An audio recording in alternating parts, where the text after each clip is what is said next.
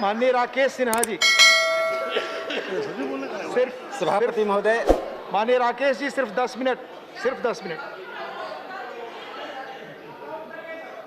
सभापति महोदय, आज मैं विपक्ष को सुन रहा था और सुनते समय मुझे लगा कि झूठ बोलने के लिए, इंग्लिश कला सीखनी चाहिए, तर्क को कुतर्क में बदलने के लिए कितनी क्षमता इन्होंने विकसित की है, कितनी कुशलता विकसित की है, इसका अंदाज मैं नहीं लगा पाया। अभिषेक मनु सिंघवी जी ने अपने उद्बोधन में एक बहुत ही महत्वपूर्ण बात कही कि भारत का संघवाद 70 साल के अनुभवों के बाद परिवर्तित हुआ है। संविधान सभा की बहस की मैं चर्चा नहीं करूंगा, लेकिन मैं जो वास्तविकता में हकीकत में इस देश में हुआ, इस सदन के माध्यम से इस देश को जानना पड़ेगा, उनकी याददाश्त को मैं पुनः जागृत करना चाहता हूं। जवाहरलाल नेहरू जी के शासनकाल में संविधान के जिस प्रावधान को डेड लेटर माना गया था संविधान सभा में, आर्टिकल 356, पंडित जवाहरलाल नेहरू के शासनकाल में 8 बार राष्ट्रपति शासन लागू हुआ। माननीय श्रीमती इंदिरा गांधी जी के पहले दौर में 35 बार और 80 से 84 तक में 15 बार यानी 50 बार राष्ट्रपति शासन लागू हुआ।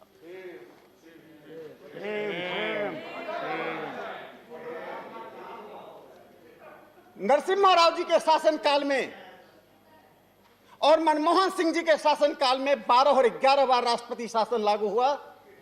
राजीव गांधी जी के शासनकाल में 6 बार राष्ट्रपति शासन लागू हुआ। अपवाद में सिर्फ लाल बहादुर शास्त्री हैं जिनके शासनकाल में सिर्फ 1 बार राष्ट्रपति शासन लागू हुआ।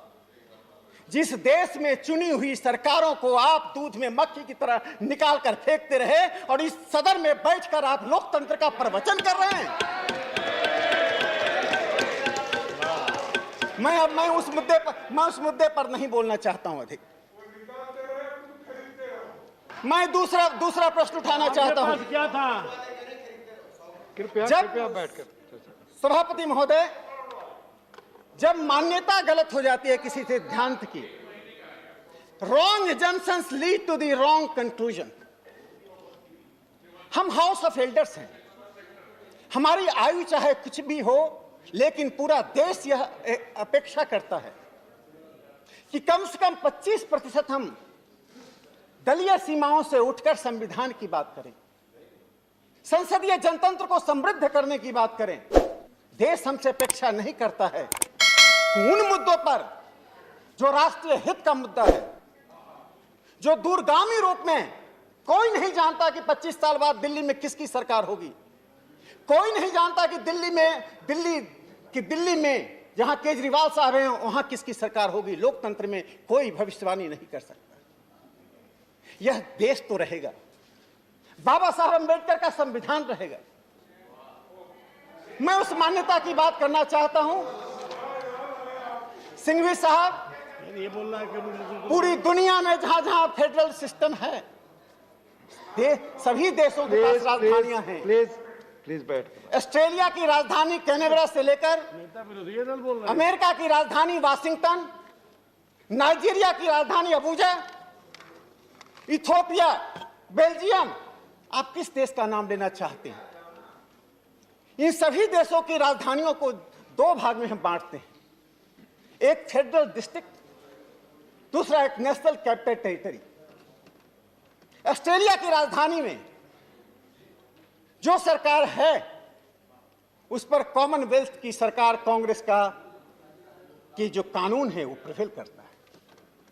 वाशिंगटन डीसी, उसके पास तो अमेरिकन कांग्रेस में अपने प्रतिनिधि को भेजने तक का अधिकार नहीं। दिल्ली को तो 7 सांसद सदन में पहुंचते हैं। संजय सिंह जी उसी दिल्ली से राज्यसभा में आए। मैं एक प्रोफेसर रेखा सक्सेना के फेडरलिज्म पर जो एक अथॉरिटी है, उन्होंने दिल्ली को सब स्टेट कहा है। यह राज्य नहीं, सब स्टेट है। अब तक हमने कॉन्स्टिट्यूशनल मोरालिटी की बात कही। हमने डेमोक्रेटिक मॉरलिटी की बात कही, लेकिन कोऑपरेटिव फेडरलिज्म के लिए उन दोनों से अधिक महत्वपूर्ण जुरिडिक्शनल मॉरलिटी होती है।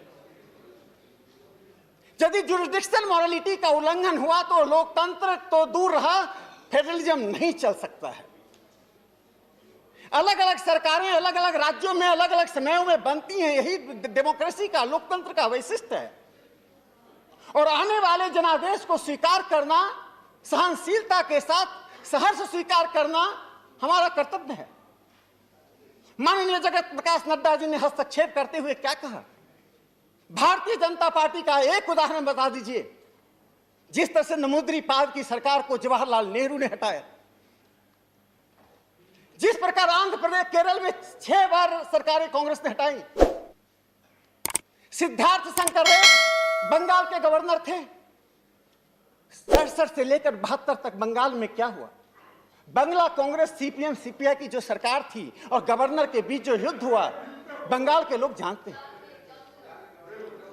सभापति महोदय, कभी कभी तथ्य ही आलोचनाएं बन जाती हैं, लेकिन मैं उससे आगे बढ़कर माननीय संजय सिंह जी ने एक बहुत महत्वपूर्ण बात कही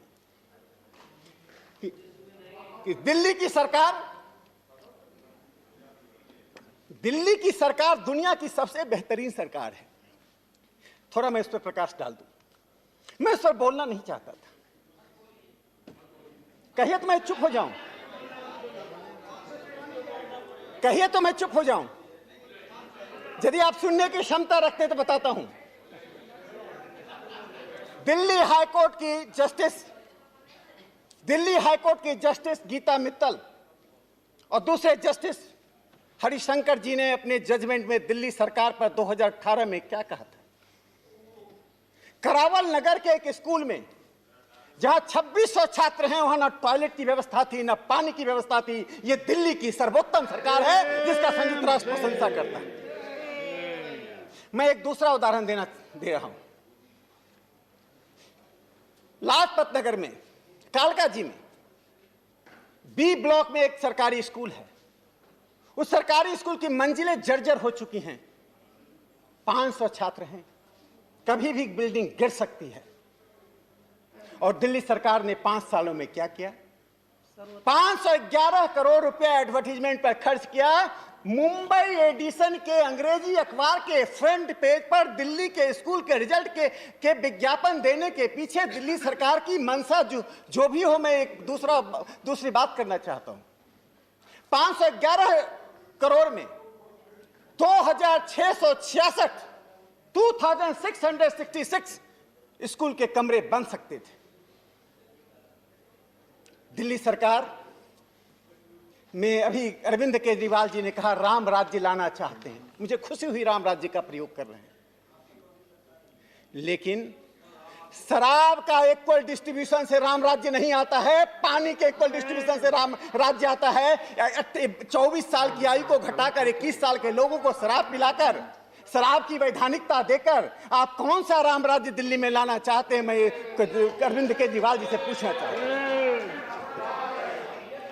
सभापति महोदय, यदि एक बात होती दिल्ली सरकार की तो मैं कहता, यदि दिल्ली सरकार की, मैं एक बार दिल्ली जल बोर्ड जर्जर हो चुका है। दिल्ली में 12 कॉलेजेस हैं जो दिल्ली सरकार से फुल्ली एडेड कॉलेज हैं। मैं उस कॉलेज की व्यथा बता रहा हूं। जब दिल्ली में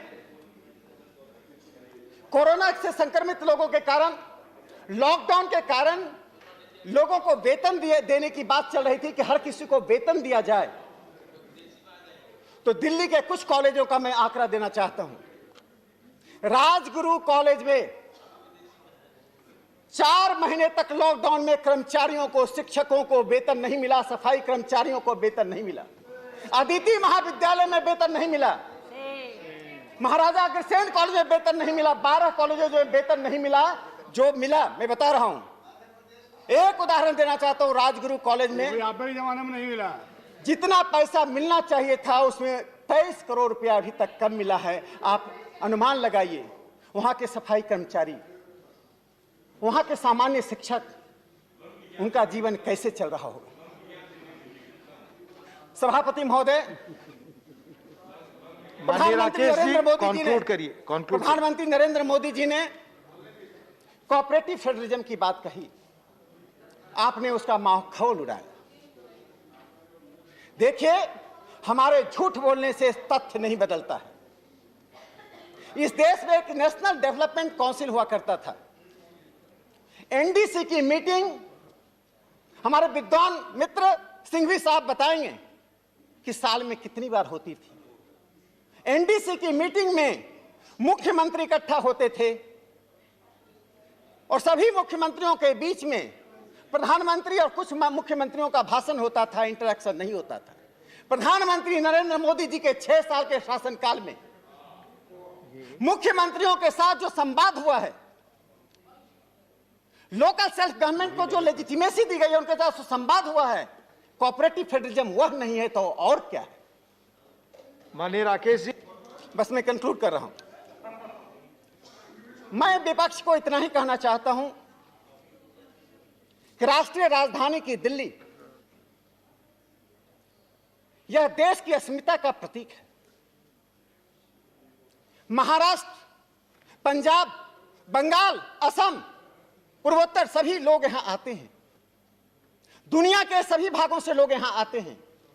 हम दिल्ली सरकार के अधिकार को नहीं छीन रहे हैं। हम दिल्ली सरकार के अधिकारों में कटौती नहीं कर रहे हैं।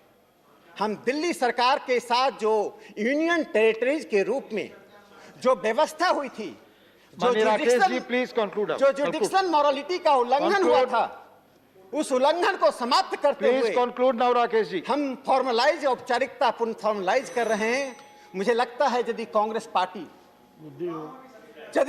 पार्टी आज निहित स्वार्थ में सिर्फ विपक्ष की एकता के नाम पर इस प्रकार का व्यवहार कर रही है, तो आने वाला इतिहास उनके पुराने विरासत के लिए तो दोषी ठहराएगा, वर्तमान के लिए भी दोषी ठहराएगा। इन 3 पंक्तियों के साथ मैं अपनी बात समाप्त करता हूं।